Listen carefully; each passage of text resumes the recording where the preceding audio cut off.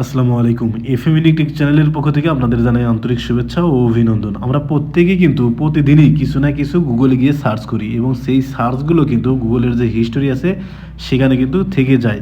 আর সেখান থেকে যদি আমরা ডিলিট করে দেই তাহলে কিন্তু হিস্টোরি থেকে ডিলিট হয়, কিন্তু পার্মানেন্টলি কিন্তু এটা ডিলিট হয়ে যায় না।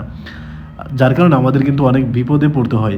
আজকে আমি শিখাবো কিভাবে যেগুলো আমরা সার্চ করব সেগুলো একদম পার্মানেন্টলিভাবে ডিলিট করতে হয়, সেই সম্পর্কিত বিষয়ে এদিনে ডিটেলস আলোচনা করব।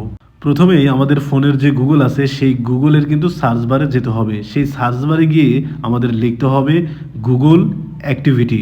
যখন আমরা এই যে সার্চ বারের অপশনে আমরা গুগল অ্যাক্টিভিটি লিখব তখনই কিন্তু আমাদের সামনে একটা ওয়েবসাইট চলে আসবে।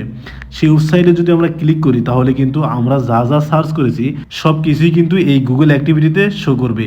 আমরা গুগল অ্যাক্টিভিটির যে ওয়েবসাইটটা আছে এখানে যদি আমরা ক্লিক করি, ক্লিক করার সাথে সাথে আমরা যা যা সার্চ করেছি প্রত্যেকটা অপশনই কিন্তু এখানে আমরা দেখতে পারবো এবং এইখানে কিন্তু একটা ডিলিট অপশনও আছে। সেই ডিলিট অপশনে ক্লিক করলে আমাদের 4টা অপশন কিন্তু এখানে আসবে।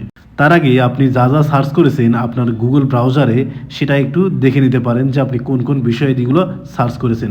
তারপর এখান থেকে কিন্তু চাইলে আপনি বাছাই করে ডিলিট করতে পারবেন। তারপরে এখানে যে ডিলিট অপশন আছে সেখানে আমি ক্লিক করলাম। ক্লিক করার সাথে সাথে 4টা অপশন কিন্তু এখানে দেখা যাচ্ছে।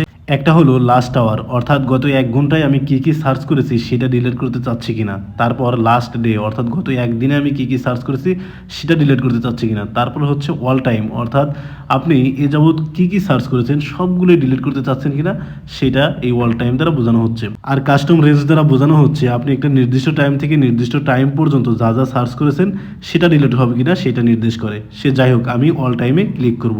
অল টাইমে যদি ক্লিক করি তাহলে কিন্তু অনেকগুলো অপশন চলে আসবে। যতগুলো অপশন এখানে চলে আসবে সবগুলোই কিন্তু সিলেক্ট করা অবস্থায় থাকবে। তারপর আপনি নেক্সটে ক্লিক করবেন।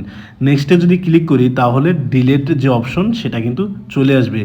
যখন আমরা ডিলেটে ক্লিক করব তখন কিন্তু পার্মানেন্টলি এখান থেকে ডিলিট হয়ে যাবে। দেখেন ডিলিট অপশন আসছে, এখানে ডিলিট করলে পার্মানেন্টলি ডিলিট হয়ে যাবে।